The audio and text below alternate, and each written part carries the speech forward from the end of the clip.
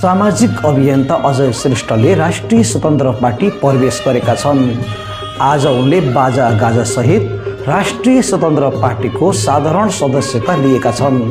तपाईहरू देख्न सक्नुहुन्छ उनलाई कसरी राष्ट्रिय स्वतन्त्र पार्टीले स्वागत गरेको छ। म राष्ट्रिय स्वतन्त्र पार्टीमा आज क्रियाशील साधारण सदस्य म लिँदैछु। अब तपाईहरू कोही पनि ढुलमुल गरेर बस्नुपर्ने आवश्यक छैन। सिधै राष्ट्रिय स्वतन्त्र पार्टीको क्रियाशील सदस्य लिने र 2082 को चुनावमा राष्ट्रिय स्वतन्त्र पार्टीलाई भारी बहुमतले हामीले विजय गराएर तलदेखि माथिसम्मको सेटअप राष्ट्रिय स्वतन्त्र पार्टीको हुनुपर्छ। अहिलेको अवस्थामा धेरै मानिसहरूले राष्ट्रिय स्वतन्त्र पार्टी प्रवेश गरेका छन्। सामाजिक अभियन्ता, डाक्टर, इन्जिनियरदेखि साधारण जनता समेतले राष्ट्रिय स्वतन्त्र पार्टी प्रवेश गरिरहेका छन्। हरेक दिन हजारौं नेपालीले पार्टी प्रवेश गरिरहेका छन्, जसले गर्दा विरोधीहरू भने तर्सिरहेका छन्। उनले भनेका छन् उनले धेरै सोच विचार गरेर राष्ट्रिय स्वतन्त्र पार्टीको सदस्यता लिएका हुन्। उनले आम नागरिकलाई भनेका छन् सबैजना नेपालीले राष्ट्रिय स्वतन्त्र पार्टी प्रवेश गर्नुपर्छ र यसपालि राष्ट्रिय स्वतन्त्र पार्टीलाई जिताउनुपर्छ। सबैभन्दा ठुलो खुसीको क्षण नै मेरो लागि आज हो हैन। र निरन्तर म सडकदेखि सदनदेखि म बोल्दै आइराखेका थिएँ र ठ्याक्कै राष्ट्रिय स्वतन्त्र पार्टीमै म प्रवेश गर्छु भन्ने मेरो त्यस्तो आकलन थिएन। र साँच्चीकै 79 पछि त्यसको 5 वर्षमा चुनाव हुँदै थियो। 2084 मिसन 84 मा लगभग म एउटा पार्टीमा जानुपर्ने नै थियो र साँच्चीकै म जाने पार्टी भनेको एमाले, कांग्रेस, माओवादी थिएन। नयाँ शक्ति चाहिने थियो मलाई। र मैले जसरी सडकदेखि हरेक ठाउँमा मैले उठान गर्दै गरेको कुरामा चाहिँ वास्तवमा राजनीतिक पटक्कै मनै नपर्ने मान्छे हो। वास्तवमा मलाई राजनीतिकपट्टि आउँ जस्तो लाग्दैन थियो हैन। हामी सबैजनालाई थाहै छ हैन। हामीले दशैंमा चाहिँ बच्चाहरूलाई टीका सिका लगाइदिँदा अलिकति ठुलोबडाले आशीर्वाद दिँदा पनि डाक्टर हुनु, इन्जिनियर हुनु, पाइलट हुनु भनेर।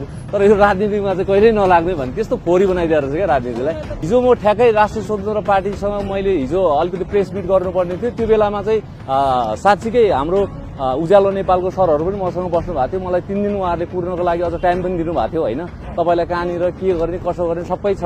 र कुलमान दाई अहिले साँच्चीकै राष्ट्रिय त्यो उहाँको पार्टीमा उहाँ अध्यक्ष भएर जानु भएको छैन, उहाँ बाहिरै हुनुहुन्छ। तपाईहरू जस्तो मान्छे सँगै लिएर उहाँ छिर्ने भनेर बस्नु भएको छ भन्नुभयो। अनि मैले एकदमै ढिलो भइसक्यो दाई। मेरो चाहना भनेको तपाईहरू 4 जना मान्छे चाहिँ एक ठाउँमा मिल्नुपर्ने थियो हैन। र हाम्रो चाहना विपरीत तपाईहरुले पनि पार्टी खोलिदिनु भयो र जुन खालको पार्टी उहाँले खोल्नुभयो उहाँलाई पनि शुभकामना। र नयाँलाई त मैले खुइल्याउने होइन, नयाँलाई त मिलेर युनाइटेड भएर जाने मेरो अझै पनि एउटा अभियान हुन्छ। त्यसकारणले अहिले सबैभन्दा म राष्ट्रिय स्वतन्त्र पार्टीमै छिर्नुको कारण चाहिँ के हो भने यो राजनीतिकमा ल्याइदिएको एक किसिमको ठुलो तरङ्ग र जुन जेनजी आन्दोलन भयो त्यसमा पनि 60% राष्ट्रिय स्वतन्त्र पार्टीको चाहिँ ठुलो हात छ। त्यसमा पनि रवि लामिछानेप्रति भएको प्रतिशोधले चाहिँ आज देशमा यो उथलपुथल नै भएको कारण हो हैन। त्यसकारणले हामी जस्तो मान्छे उहाँहरू जन्मिसकेपछि उहाँहरू जतिको मान्छेलाई चाहिँ देशको एकचोटि प्रधानमन्त्री तहमा पुर्याउनको लागि चाहिँ अब यो देशले 5 वर्ष चलाउनलाई चाहिँ उहाँहरूको स्थिर सरकारको लागि चाहिँ म चाहिँ राष्ट्रिय स्वतन्त्र पार्टीमा आएको हुँ। त्यसकारणले अब म मात्रै होइन, अहिले अब लाखौं साथीहरू चाहिँ राष्ट्रिय स्वतन्त्र पार्टीमा प्रवेश गर्दै हुनुहुन्छ। जस्तो मैले एकदम म इन्स्पायर भएको चाहिँ हाम्रो विश्वराज पोखरेलदेखि अझ बढी म इन्स्पायर भएँ हैन। र उहाँले यो पुलिस संगठनलाई यस्तो मजबुत तरिकाले चलाएर लानु भएको र जुन हिसाब किताबले निष्कलङ्क हुनुहुन्छ उहाँ साँच्चीकै आइजिपीको एउटा दावेदार पनि हुनुहुन्थ्यो। यही राजनीतिको थोरै प्रतिशोधले होला के होला उहाँ आइजिपी हुनु भएन। र कहाँनिर भ्रष्टाचार छ, कहाँनिर गुण्डागर्दी छ, कहाँनिर विकृति छ उहाँलाई एक को हिसाब किताब थाहा छ। उहाँ जस्तो मान्छेले केही नसोचिकन राष्ट्रिय स्वतन्त्र पार्टीमा प्रवेश गर्नुभयो भने अरूलाई चाहिँ के को यहाँ चाहिँ चिन्ता गर्नुपर्ने आवश्यक छ त। त्यसकारणले गर्दा मसँग धेरै लाखौं साथीहरू पनि कुरेर बसिरहनु भएको थियो।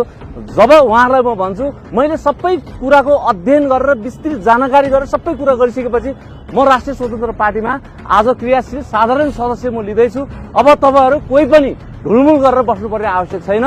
सिधै राष्ट्रिय स्वतन्त्र पार्टीको क्रियाशील सदस्य लिने र 2082 को चुनावमा राष्ट्रिय स्वतन्त्र पार्टीलाई भारी बहुमतले हामीले विजय गराएर तलदेखि माथिसम्मको सेटअप राष्ट्रिय स्वतन्त्र पार्टीको हुनुपर्छ र आमूल परिवर्तन यो देशले पाउँछ भन्ने मलाई पूर्ण विश्वास लागेको कारणले म राष्ट्रिय स्वतन्त्र पार्टीमा छिर्दैछु।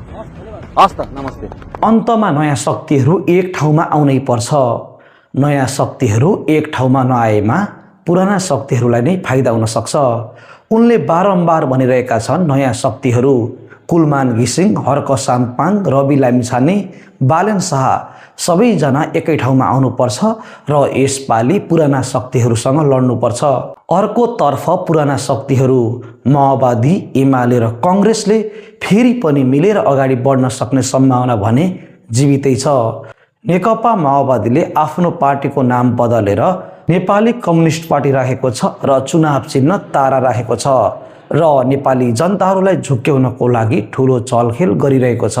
साथीहरू, तपाईलाई के लाग्छ? अब आउने निर्वाचनमा कसको जित हुनेछ? नयाँ शक्तिहरू एक ठाउँमा आउनेछन् वा छुट्टा छुट्टै लड्नेछन्? यदि एक ठाउँमा आएको अवस्थामा के हुन सक्छ वा छुट्टा छुट्टै लडेको अवस्थामा के हुन सक्छ?